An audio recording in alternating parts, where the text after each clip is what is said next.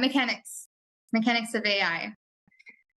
So again, like I was saying, we want to understand the framework of how AI works so that we can use it better and more empowered. I passionately believe that AI technology shouldn't be limited to people with the tech background. So it asks if I use Comfy UI. Yes, use it for stable diffusion. We're not going to go over stable diffusion tomorrow. It's a bit more advanced, and there's quite a bit of a barrier in installing it, things like that.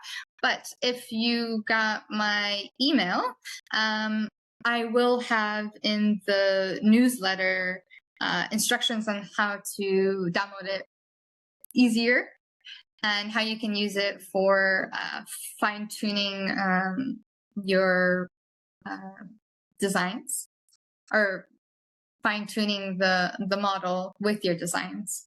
Tomorrow we'll go over something a lot more simple, because I do want to cover quite a bit of things that you can do theoretically and practically with AI. And if you guys want to take things further, deeper, I can share more resources on that later.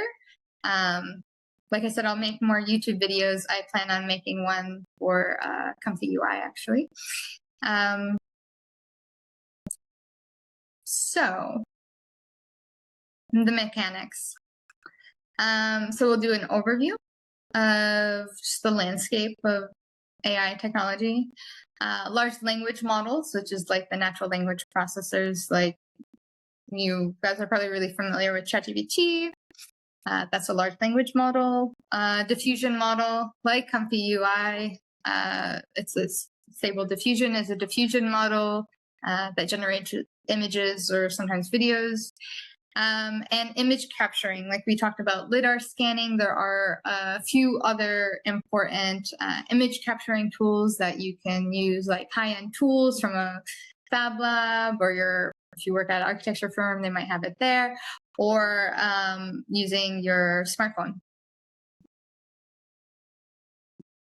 Okay, but before all of that, I want to make sure that we understand the difference between AI and AGI. We've been talking about AI, but AGI kind of gets mixed in there in the prospects of the future. AGI, so AI, I really like this definition of AI from DeepMind Google. Computer systems that turn information and data into knowledge. This is because it takes all of the data, it synthesizes and analyzes it, and then it outputs knowledge, right? Something that makes sense to us. It connects a lot of the dots for us. Well, AGI is a computer that would substitute humans in all applicable tasks. So AGI would be like, we need a new building here. The AI, the AGI would generate the building, generate the design, the construction drawings, the 3D models, would start have robots, maybe even fabricating it. It can do all of the things without a human in the loop. We haven't reached AGI. Well, some people argue that we use artificial intelligence now generally, and it's artificial general intelligence, so we're using it generally. Okay, sure. Kind of semantics. But AGI, a lot of people predict that, people just a couple years ago were predicting it would be here in like 20 years. A year ago, people were predicting, like 10, maybe 5.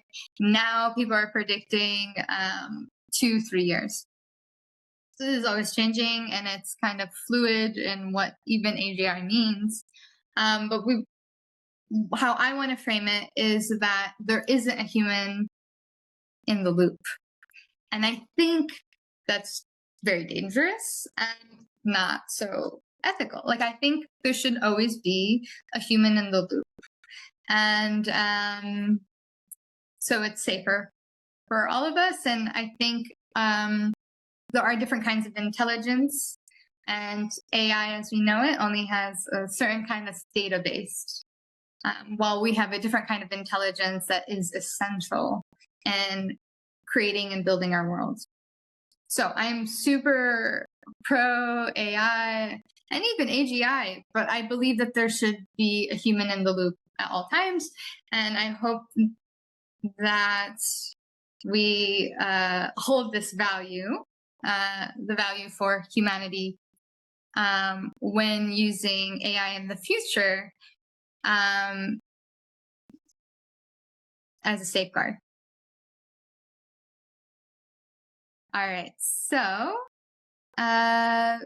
let's see. So the landscape of AI, an overview. So artificial intelligence, not that young, not that old. So like I was saying, it goes back to ancient philosophy, the idea of thinking machines. This is something we've been striving for a long time. And we made headways in the 50s with Alan Turing, actually creating a thinking computer, to the 80s and 90s. And now we've had just this huge boom of generative AI for the most part. So we'll talk about the difference between AI and generative AI and how we got there. But so we have artificial intelligence that encompasses all of these concepts. So you hear AI used a lot. Well, this is why, because it actually encompasses a lot of different things, including machine learning. So a lot of you guys probably use machine learning for your design projects already. We haven't been calling it AI, but we'll probably start to. So machine learning is when a computer has data and can do actions from that data. So and then neural networks is when those different data points can be connected in new ways. We'll talk more about neural networks in a bit. Deep learning it really connects those data points in a lot of new ways, while generative AI generates new things from it, like we were talking about with diffusion models and large language models. And then large language model is a subset of generative AI, large language models. That we'll talk more about how that works as well. So let's get a little bit into it. So I was saying artificial intelligence, not super old in a sense, a great example of artificial intelligence is Google Translate. And we've had that for quite a bit now. Or Google Maps. It is able to use AI to figure out how to get from point A to point B with a bunch of different complexities of like traffic and different modalities of transportation, and or do I want to walk, or do I want to avoid the street? Like there's a bunch of things, a bunch of data that goes into this AI model that we've been using for years now. Or Alexa is a really great example of AI that can recognize your speech, generate speech. So these are all different concepts that I'll touch on just broadly as a concept to kind of have in the back of your head as you approach these tools.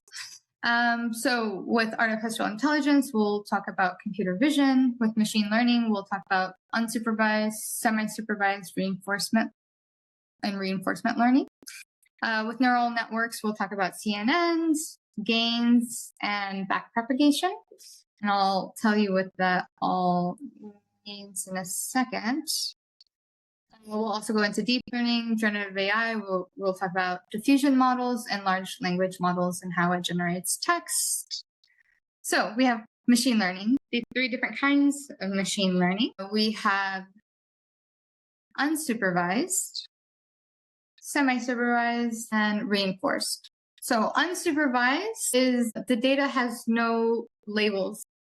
unlabeled data. Semi-supervised is some of that data is labeled, which is very helpful because it can interpret that data and find patterns in the unlabeled data. And then reinforced learning is, it's kind of like a reward system.